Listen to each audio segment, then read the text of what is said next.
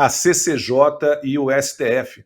A Comissão de Constituição e Justiça da Câmara aprovou um pacote de medidas que tem como foco a atuação dos ministros do Supremo Tribunal Federal.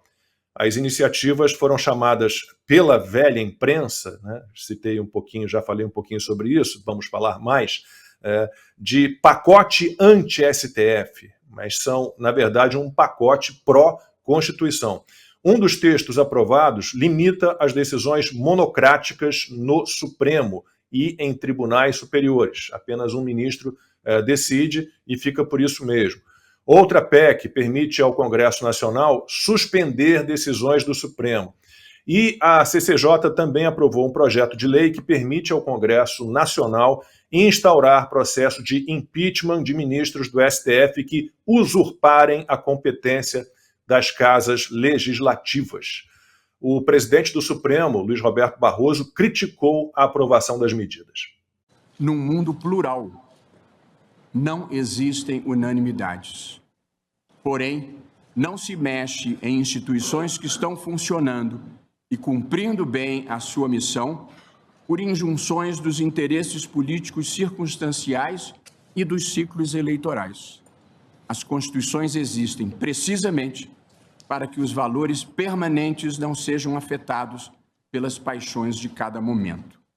Nós aqui seguimos firmes na defesa da democracia, do pluralismo e da independência e harmonia entre os poderes. O ministro Gilmar Mendes também reagiu. Este tribunal, como Vossa Excelência também acaba de enfatizar, valorizou a democracia, valorizou a normalidade institucional e soube sempre valorizar a política, entendendo que sem política não se faz democracia. Se a política voltou a respirar áreas de normalidade, isto também se deve à atuação firme deste tribunal. E o tribunal não fez nada mais, nada menos do que o seu dever de defender a democracia, o Estado de Direito e os direitos fundamentais. Costa, começo por você. Alguém respira ares de normalidade no Brasil? Alguém pode defender a democracia não cumprindo a Constituição? É óbvio que não, né, Lacombe? Mas veja, perguntar a opinião deles sobre as PECs que estão em andamento é como perguntar a Dilma Rousseff na época o que ela achava do impeachment.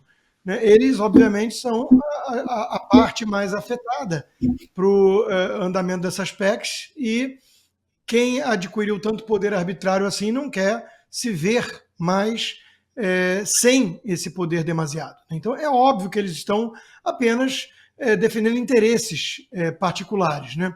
Mas é um cinismo atroz falar que as instituições estão funcionando, não se mexe em instituições que estão funcionando. É óbvio que não estão funcionando.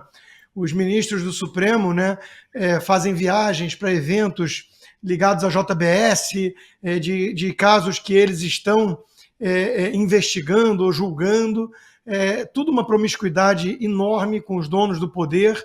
Temos inquérito do fim do mundo, temos prisões políticas no país, foros inadequados sendo julgados no STF, tudo, absolutamente tudo errado.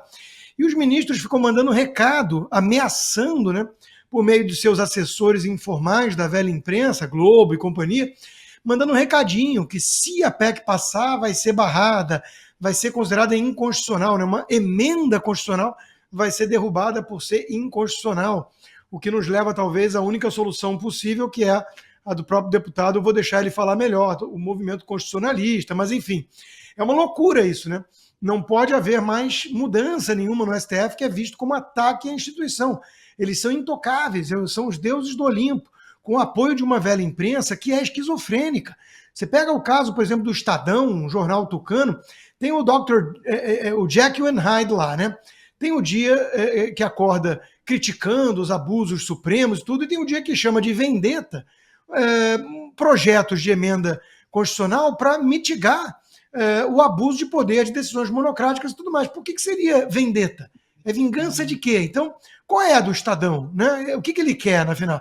Ele quer criticar as ações abusivas do Supremo, mas na hora que a única instituição que tem realmente a previsão constitucional, o poder de legislar, inclusive assuntos da Corte Suprema, tenta fazê-lo, é chamado de vingança por conta do orçamento secreto e blá, blá, blá. Então não pode mais reformar, é proibido reformar o STF. Isso virou ataque à democracia, ataque à instituição. Como é que o Barroso acha que está funcionando uma instituição quando ele, como presidente do STF, se gaba num convescote de comunistas da UNE, dizendo: nós derrotamos o bolsonarismo. Isso é uma instituição funcionando bem. Perdeu o mané numa mola, nós temos lado e nós ajudamos o ladrão a voltar à cena do crime, como diria Alckmin. Isso está funcionando, que é uma beleza. Se você criticar ou se usar um batom para escrever numa estátua por desabafo, por indignação, por revolta, sem nenhum antecedente criminal, perdeu o mané numa mola, você pega anos de prisão e fica longe dos filhos, como aconteceu com a cabeleireira Débora. Então é uma loucura, né? Todo mundo que diz que as instituições estão funcionando no Brasil é parte do problema, é cínico, é cúmplice desse troço aí. E é, mais uma vez, ingerência em cima de outro poder. Cadê a tal harmonia e independência entre os poderes? Não existe. Os ministros vão, uma vez mais, tentar abortar as PECs em andamento para preservar o seu poder totalitário, né? E depois ainda podem até se gabar disso, como já fez o Barroso. Aquela PEC do retrocesso do voto impresso, eu impedi. Ele se gabou de ter promovido ingerência entre um outro poder, e o poder que pode legislar, porque não cabe a esses togados sem voto, não cabe a eles decidir. Mas o Barroso gosta de contar a história do casamento da filha, que a ministra Carmen Lúcia estava com fome, queria pegar um brigadeiro, a moça, muito ciosa e zelosa da sua função, disse: não pode. Ele falou: mas ela é ministra do STF. Não pode, mas eu sou o pai da noiva. Não pode. Aí ele foi lá e pegou. É a flexibilidade hermenêutica, a interpretação das regras. Então ele usa um palavreado bonito do positivismo, blá, blá, blá, blá, blá, e na prática é isso, é o puro arbítrio dos iluminados que querem empurrar a história. E quem estiver no caminho vai ser atropelado, mas afinal de contas é um preço baixo a se pagar pela recivilização do país, né? É preciso refundar um Brasil novo, porque o povo, se deixar o povo livre, dá ruim, vota até em Bolsonaro. Onde já se viu um negócio desse? Então o Barroso está garantindo que o Brasil está progredindo rumo à Venezuela, e quem criticar vai se dar mal.